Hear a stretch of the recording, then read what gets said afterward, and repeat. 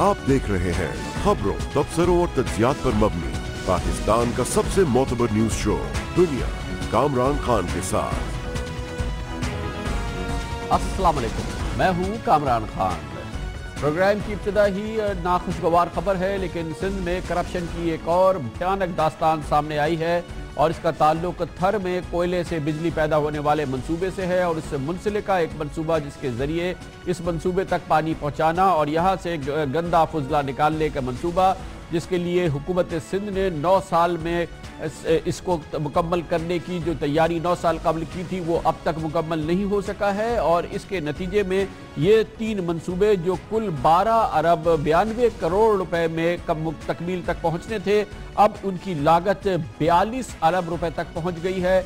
और अब नैब ने इन मामलों की न सिर्फ उसके नोटिस लिया है बल्कि इसे करप्शन की एक बहुत बड़ी कहानी के तौर पे इसको इन्वेस्टिगेट किया जा रहा है। ये तमाम मामलात, इसका ताल्लुक थर के पानी की फराहमी और निकासी के अरबों के मंसूबों को है और जिसके बारे में बताया गया है कि इनको feasibility report, proper feasibility report के बगैर मंजूर किया गया और फिर इनको शुरू किया गया, जबकि इन मंसूबों पर बार बार नजरसानी की जा रही है और इनकी लागत में इतलात के मुताबिक मनमाना इजाफा किया जा रहा है। और इन मंसूबों में 9 अरब रुपए के मालियत के ठेके सिंध हुकूमत की मनपसंद शख्सियात को दिए गए हैं। खास तौर पे एक मंसूबा पाक ओएसिस कंपनी, वही बदनाम ज़माना कंपनी जिसने औरो प्लांट्स दिया गया था, उसको इस मंसूबे में भी खपाया गया है। और ये कुल मिला के वो मंसूबे जो 12 अरब रुपए में सिंध के बहुत ही कीमती 12 अरब 92 करोड़ रुपए में मुकम्मल होने थे, ताकि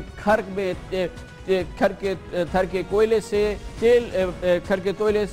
से बिजली बनाने के मंसूबों पर भरपूर तरीके से काम हो सके, उसके लिए वहाँ पे पानी पहुँचाया जाए, वहाँ पे जो गंदा फुजला निकलता है उसे निकाला जाए।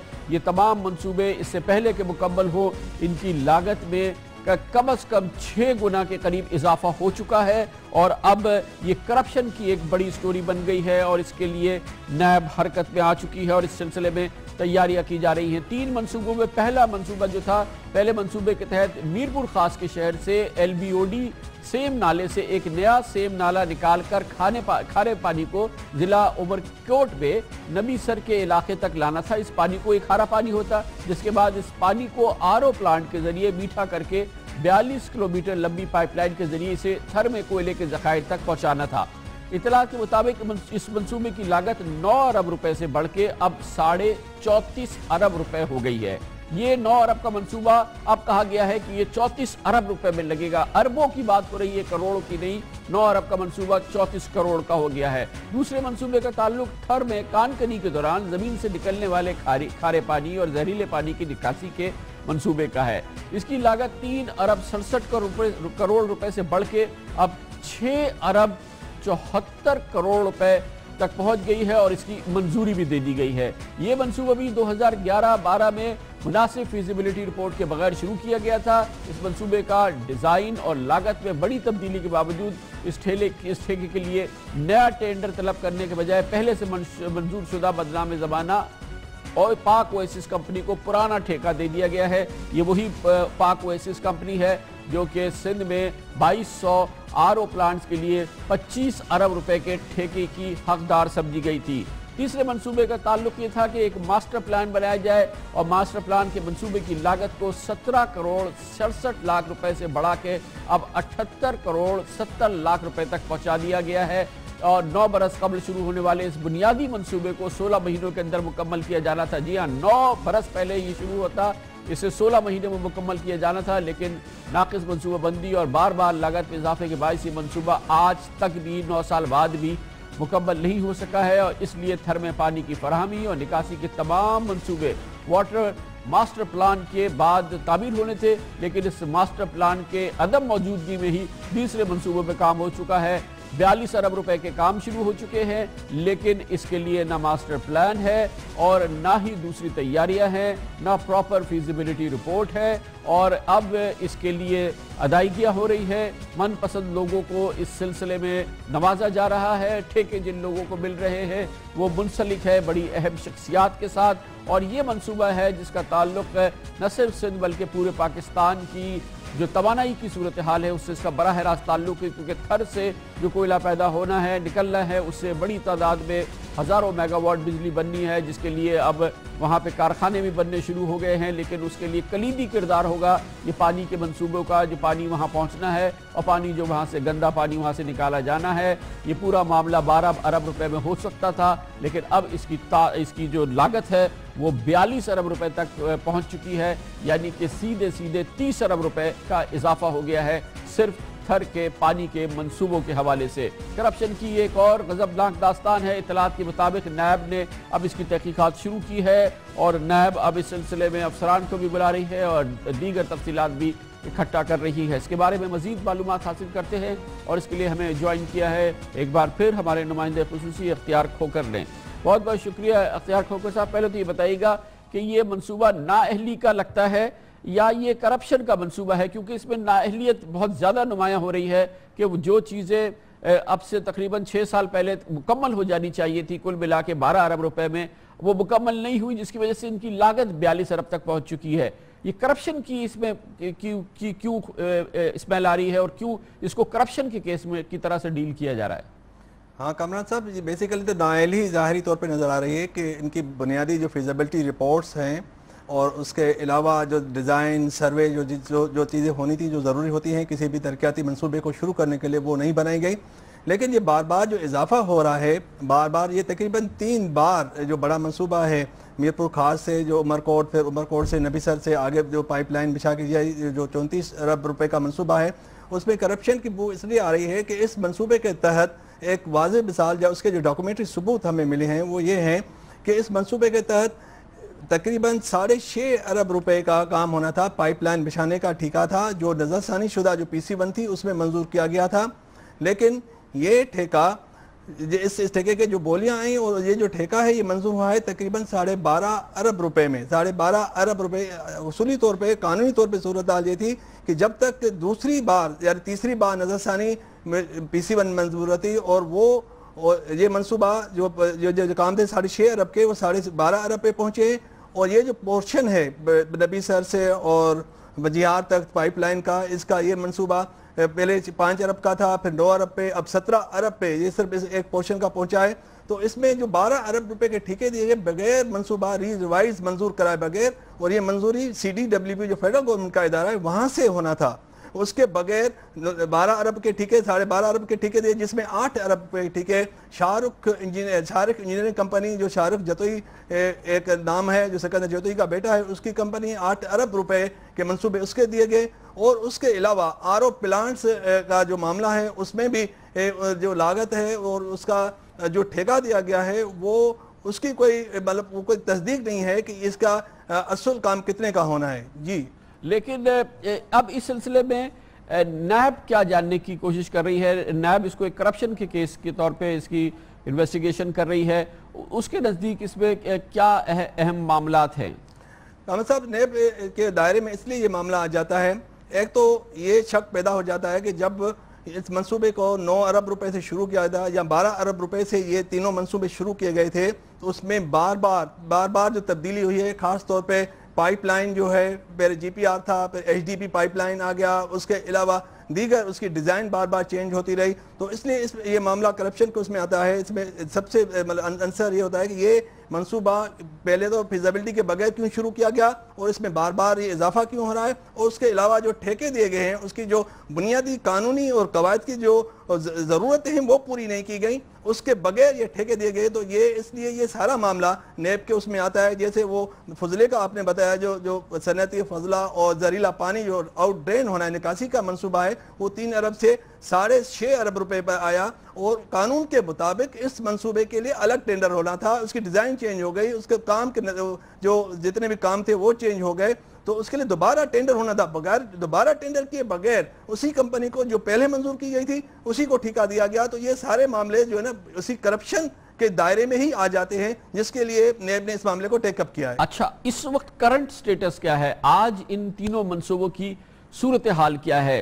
12 से 42 तक तो पहुंच गए हैं, लेकिन अब इन मंसूबों पे क्या हो रहा है, क्योंकि बहरहाल इनको मुकम्मल होना है और इसको फिर बिजली बनाने के मंसूबे में इसका बड़ा कलीदी किरदार होगा, क्योंकि कोयला निकलना होगा तो फिर इन पानी के बगैर तो वो काम नहीं हो पाएगा, ना पानी की फराहमी के बगैर, ना पानी के निकास के बगैर। जी कामरान साहब, इन मंसूबों पे इस वक्त काम जारी है। तीनों मंसूबों पर काम हो रहा है। और अभी जो नई तो सूरत हाल है कि 3 दिन पहले तो गुज़िश्ता हफ्ते नई PC1 महकमा आपाशी ने जमा करा दी है और कहा है कि जो पानी का मंसूबा जो मीरपुर खास वाला है उसमें RO प्लांट तो 3 अरब रुपए का लगा दिया, लेकिन उसमें 3.5 अरब रुपए का केमिकल प्लांट जो है वो उनसे रह गया है। फिर भी वो 3.5 अरब रुपए की नई PC1 आ गई है, लेकिन ये काम जो है इनके ठेके दे दिए गए, उनका काम जारी है। ये जो नया 3 अरब रुपए का मंसूबा आ गया है, ये 42 अरब रुपए से अलहदा है? नहीं, ये उस 42 अरब रुपए में उसकी कॉस्ट में शामिल है, लेकिन ये यानी कि आपने 3 बार फिजिबिलिटीज की, 3 बार PC1 से आपने चेंज किए, 3 बार मंजूर कराए, उसके चौथी बार जो है ना फिर भी आपसे जो है ना एक बहुत बड़ा काम 3.5 अरब रुपए का आप कह रहे हैं कि वो रह गया है, उसके लिए मंजूरी दे दी जाए ताकि इस मंसूबे को सही तरह से मुकम्मल किया जा सके। इतने बड़े जो मंसूबे होते हैं, ये अब हम 42 अरब रुपए के खर्च की बात कर रहे हैं, इससे पहले हम कई खबरें कर चुके हैं अरबों रुपए के मंसूबे की। कोई ज़ाहिरी निज़ाम है जो इस चीज़ को देखता है कि जो पैसा हुकूमत का दिया जा रहा है उतना ही खर्च हो रहा है, कितनी हद तक सही खर्च हो रहा है, इसके लिए कोई ओवरसाइट है, कोई इस निज़ाम को देखने वाला है, या ठेकेदार ने मंजूरी कराई और वो जाने और ये पैसा जाने और फिर वो जो काम करे वो उसकी मर्जी है? इसको चेक कैसे करते हैं? जैसे RO प्लांट्स का मामला है, 25 अरब रुपए के 2200 RO प्लांट्स लग गए। इस वक्त एक RO प्लांट जो है वो खुद एक बिलबिलाती हुई तस्वीर है, ये बने हैं, आधे बने नहीं हैं, एक अजीब कैफियत है। क्या इन मंसूबों का भी कुछ इसी किस्म का हाल हो रहा होगा? बिल्कुल कामरान साहब, यही है, क्योंकि इसके जो इदारे हैं जिनकी जिम्मेदारी है कि मंसूबों को चेक करे, उनकी फिजिबिलिटी रिपोर्ट्स को चेक करे, फिर उनके अमल दरामद को चेक करे, उनके जो ठेके दिए जा रहे हैं वो शफाफियत से दिए जा रहे हैं। उसमें सिंध पेपरा है, मॉनिटरिंग सेल है सिंध गवर्नमेंट का, CMIDCM इंस्पेक्शन टीम है, एंटी करप्शन है, ये जितने सूबाई महकमे हैं ये उसी हुकूमत के अंडर में काम कर रहे हैं, जिनके उन्हीं हुक्मरानों के अंदर में काम कर रहे हैं जिनकी इन मंसूबे में बहुत दिलचस्पी है। इसलिए ये तमाम इदारे अपनी जिम्मेदारी सही तरीके से और जो इनको निभानी चाहिए वो निभाने में फेल गए हैं। बहुत बहुत शुक्रिया। इख्तियार खोकर हमारे साथ थे। करप्शन की एक और भयानक दास्तान है। 12 अरब रुपए के मंसूबे जिनका बराह रास्त ताल्लुक थर कोल मंसूबे से है, वहाँ पे पानी पहुँचाना, वहाँ से पानी की निकास करना बहुत ही अहम इसका किरदार होगा। 12 अरब रुपए के मंसूबे थे, अगर आज से चंद साल पहले तक ये बन जाते, अब वो 42 अरब तक पहुँच चुके हैं और उस पर काम चल रहा है। अल्लाह रहम करे। इससे पहले हमने आपको बताया 2200 RO प्लांट्स के लिए 25 अरब रुपए जारी हुए थे हुकूमत सिंध के गरीब लोगों को साफ़ पानी पिलाने के लिए। उसका भी बुरा हाल है और इस एक गुज़िश्ता प्रोग्राम में हम उसकी पूरी तफसील आपके सामने पेश कर चुके हैं। लेते हैं कमर्शियल ब्रेक और उसके बाद जिक्र करेंगे आज की एक और अहम खबर। वफाकी वज़ीर दाखिला जनाब चौधरी निसार अली खान ने ECL के काले निज़ाम के खिलाफ एक भरपूर वार किया है। इससे पहले इसकी मुख्तलिफ इत्तलात वो देते रहे हैं, लेकिन आज इसकी एक बहुत अच्छी मुस्तरद उन्होंने मालूमात दी है। इस पूरे निज़ाम को वो ख़त्म कर रहे हैं। इसके अलावा पासपोर्ट के निज़ाम में भी बेहतरी आ रही है। वफाकी हुकूमत से ये अच्छी खबरें अब आपको शेयर करेंगे एक छोटे से कमर्शियल ब्रेक के साथ।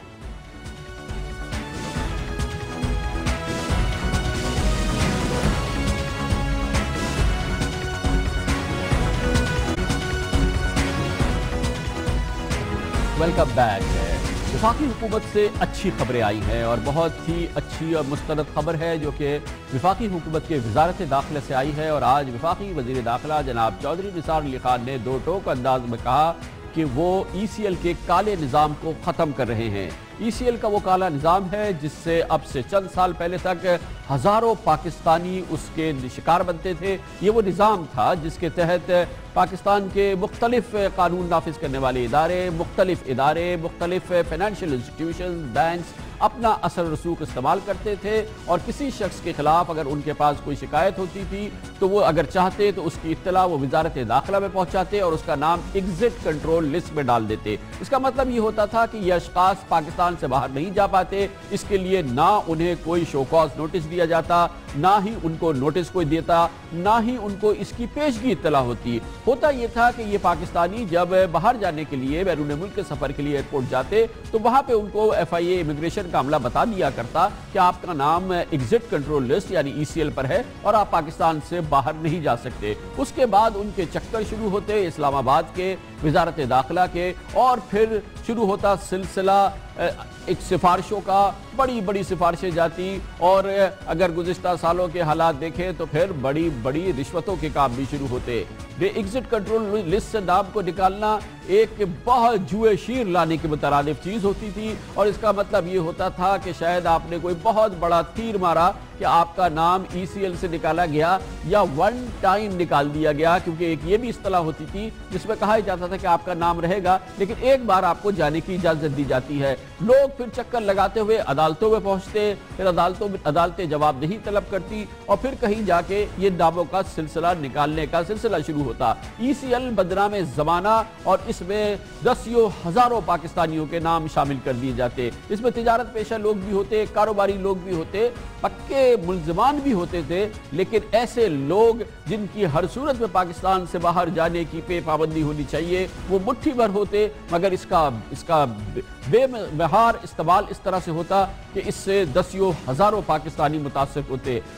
چودھری نثار علی خان صاحب نے وزارت داخلہ سنبھالنے کے بعد مسلسل اس نظام کے خلاف کام کیا ہے۔ آج انہوں نے کہا کہ اس کالے نظام کو اب مکمل طور پہ ختم کیا گیا ہے، اور اس کی باقاعدہ اطلاع دیتے ہوئے انہوں نے بتایا کہ اس سلسلے کو کس طرح سے ختم کیا جا رہا ہے، اور آئندہ کے لیے کیا انہوں نے تجاویز جو ہے وہ قبول کی ہیں، اور اب یہ نظام فیوچر میں کس انداز سے چلے گا۔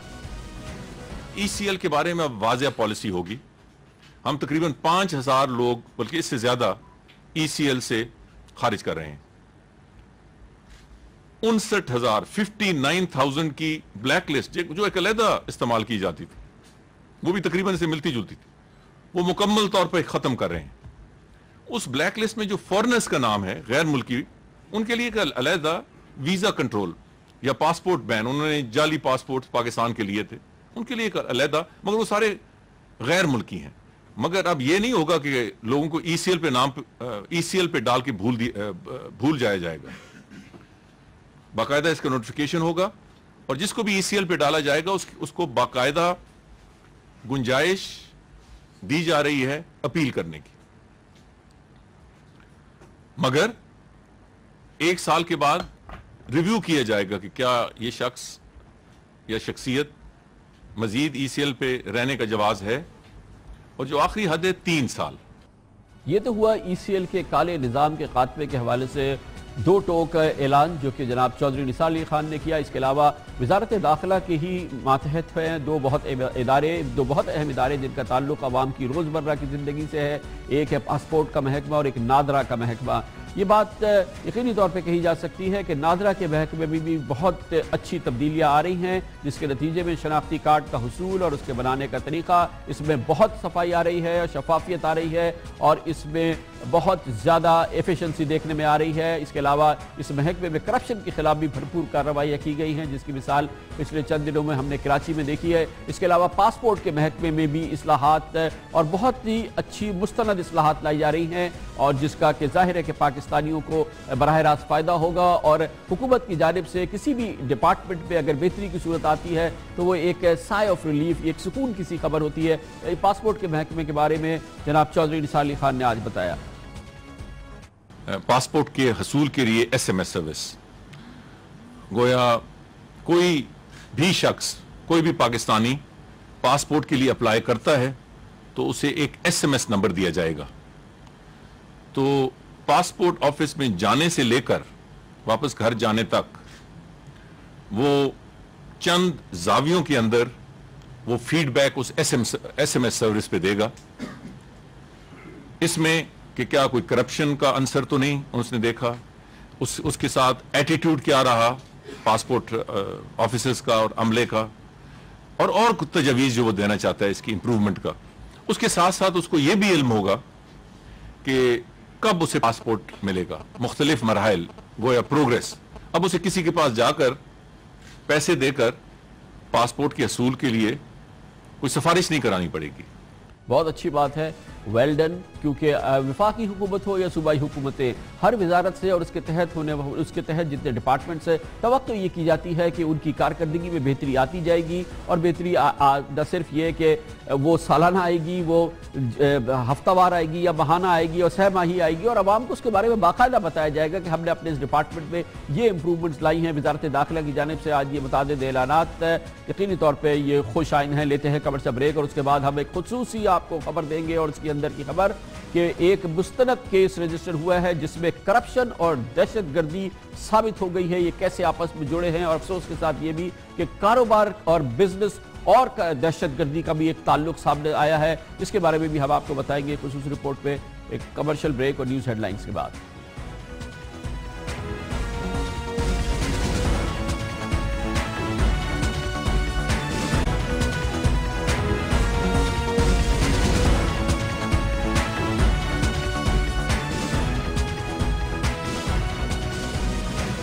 Welcome back. सनसनीखेज इंकशाफात आए हैं और बहुत ही अहम पेशरफ्त है। इसका बराह रास्त ताल्लुक मुल्क में दहशतगर्दी के वाक़यात, ख़ास तौर पर कराची में होने वाली भयानक दहशतगर्दी के वाक़यात से है। और वो जो इससे पहले कहा जाता था वो अब साबित हो गया है कि करप्शन का दहशतगर्दी से बराह रास्त ताल्लुक है, और सिंध में होने वाली करप्शन दहशतगर्दी के लिए इस्तेमाल होती है और उसके लिए सरमाया फराहम करती है। इसका दो टोक अब सबूत सामने आ गया है, और इसके अलावा ये भी साबित हो गया है कि कुछ लोग जो बज़ाहिर तिजारत कर रहे हैं या बिजनेस कर रहे हैं वो भी दहशतगर्दों के माविन हैं, और इसके लिए दहशतगर्दों के लिए सरमाया फराहम कर रहे हैं। ये सिर्फ कहीं सुनाई बातें नहीं हैं, ये बात अब साबित हुई है, और इसका बराह रास्त ताल्लुक कराची में हालिया सालों में होने वाली सबसे बड़ी दहशतगर्दी की वारदात यानी कि मई में होने वाले सफूरा टेररिस्ट अटैक से है, जिसमें 70 के करीब मासूम लोगों को, जिनमें बच्चे और औरतें भी शामिल थी, उनको शहीद कर दिया गया था कराची की सुपर हाईवे के करीब, जिसमें दहशतगर्दी की बहुत भयानक दास्तान सामने आई थी, क्योंकि इसमें हमला आवर और उनके माविन पढ़े लिखे लोग थे। कोई बिजनेस ग्रेजुएट था तो कोई इंजीनियर था और कोई मास्टर्स की डिग्री का होल्डर था। ये चीज़ें तो सामने आई थी, लेकिन अब ये बात सनसनीखेज इस तरीके से सामने आई है कि वो लोग जो सरकार में थे और जो बराह रास्त अरबों करोड़ों रुपए की करप्शन कर रहे हैं वो इन दहशतगर्दों के माविन थे, बल्कि बराह रास्त उनका इसमें किरदार था। इस सिलसिले में बहुत अहम पेशरफ्त हुई है, और फिशरमैन कोऑपरेटिव हाउसिंग सोसाइटी के वाइस चेयरमैन सुल्तान कमर सिद्दीकी, जिनको अब से 3 माह कबल गिरफ्तार किया गया था और उन्हें इंसदाद दहशतगर्दी की मुख्तलिफ दफात के तहत नजरबंद किया गया था, उनको हिरासत में रखा गया था। 90 रोज बाद आज उनको अदालत में पेश किया गया है और बराह रास्त उन्हें जिम्मेदार करार दिया गया है। उन लोगों का साथी करार दिया गया है जिन्होंने सफूरा गोट पे दहशतगर्दी की थी, और इसके लिए उनका किरदार, उनका रोल सामने आ गया है। इसके अलावा कराची के एक केमिकल के ताजिर को भी गिरफ्तार किया गया है, और बराह रास्त ये बात साबित हुई है कि तिजारत से हासिल होने वाली रकम न सिर्फ ये कि सफूरा गोट में होने वाली दहशतगर्दी, बल्कि कई और दहशतगर्दी तंजीमों को सरमाया फराहम करने के लिए इस्तेमाल की जा रही थी। इससे वो बात साबित हो गई है जो chief of army staff general Raheel Sharif ने अब से चंद रोज कबल कही थी, जिसमें कहा गया था कि कराची ऑपरेशन का अब फोकस दहशतगर्दों को फराहम किया जाने वाला सरमाया और उनकी मावनत करने वाले लोग हैं, जो कि सियासत में बैठे हैं, तिजारत में बैठे हैं और हुकूमत में बैठे हैं। दहशतगर्दों की मावनत करने वालों के खिलाफ भरपूर कार्रवाई होगी, ये कहा था जनरल राहील शरीफ ने अब से चंद रोज कबल। मैं इस अज़्म का अयादा करता हूँ कि हम दहशतगर्दों के फाइनेंसियर्स, अबेटर्स, फैसिलिटेटर्स और सिंपथाइजर्स यानी मददगार और सहूलतकारों को कैफरे किरदार तक पहुंचाकर दम लेंगे।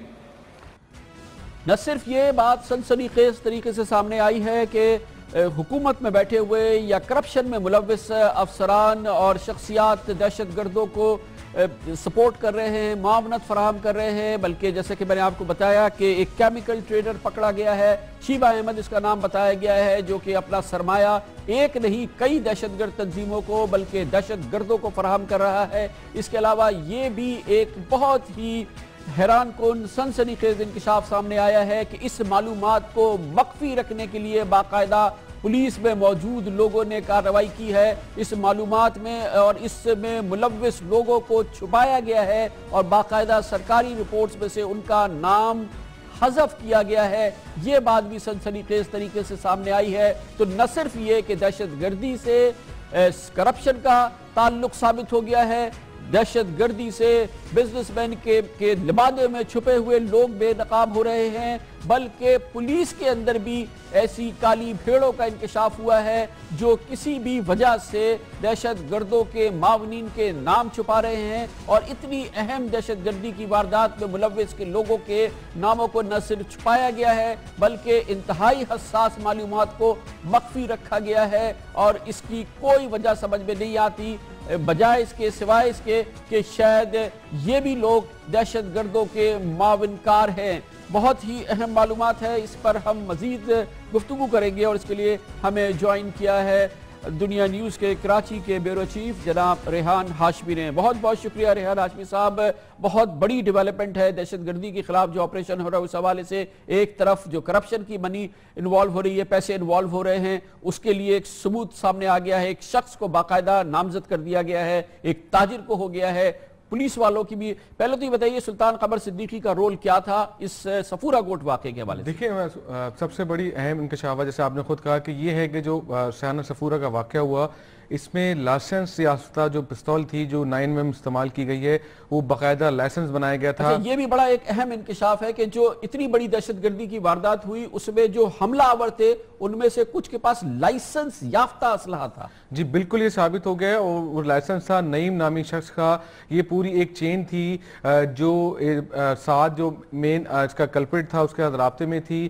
ہوا یہ کہ جب یہ واقعہ ہوا تو پولیس نے اس جو ایمٹیز ملی اس کی انویسٹیگیشن شروع کی. جو ایسٹ پولیس تھی اس میں تحقیقات جاری تھی، ایک طرف CID تحقیقات کر رہی تھی، لیکن حیران کن طور پر ان 3 افراد کے جو ہم نام بتائیں گے وہ تینوں وہ چلان جو پیش کیا گیا وہ تینوں ان کے نام نہیں ہیں چلان میں. جب پولیس کی جو تفتیش جاری تھی جو لوکل پولیس آپریشن پولیس تھی انہوں نے تفتیش شروع کی تو اس میں انکشاف ہوا کہ یہ لائسنس یافتہ پستول کیسے استعمال ہوا اور کیسے دیا گیا.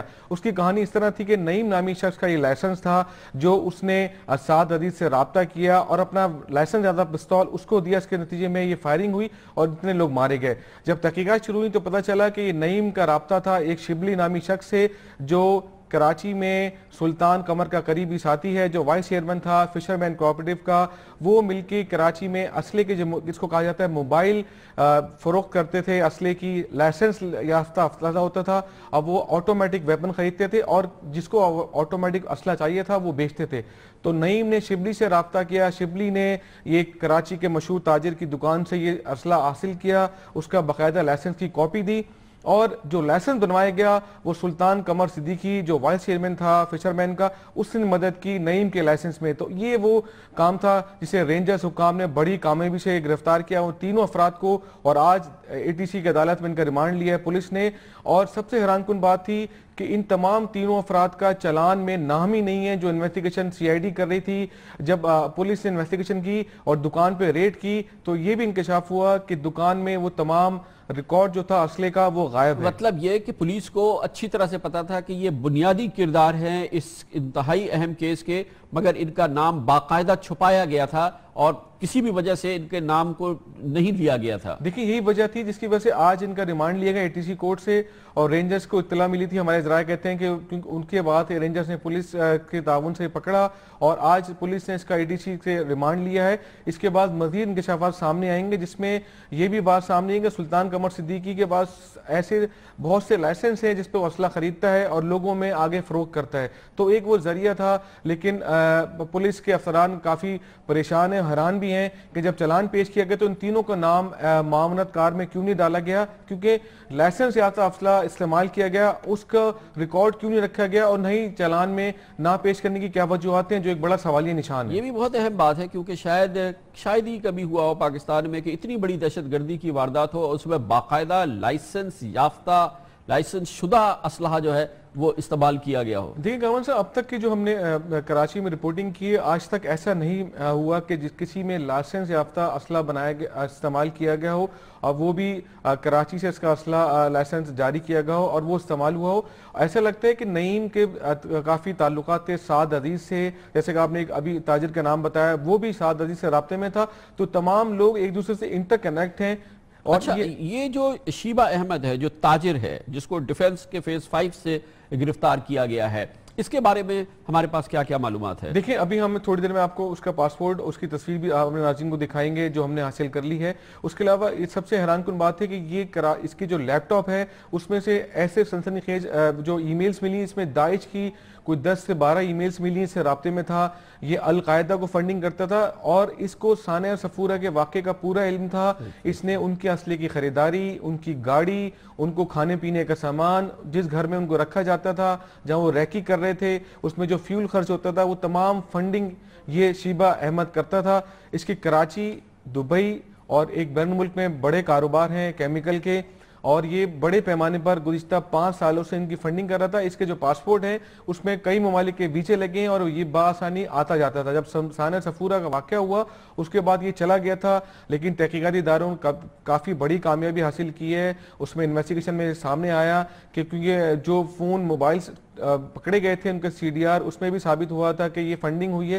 स्थिति में आज SSP जो नवीद ख्वाजा ने प्रेस कॉन्फ्रेंस की है, इसमें आगे चल के मजीद ऐसे इंकशाफात सामने आएंगे कि किन पुलिस अफसरान से ये राब्ते में था, किन लोगों को ये ताजिरों के राब्ते में था, वो इंकशाफात आइंदा हफ्ते हमारे ज़रा कहते हैं सामने। लेकिन सबसे अहम बात ये कि ये बैनुल अल-कायदा समेत तमाम बड़ी तंजीमों को फंडिंग करता था।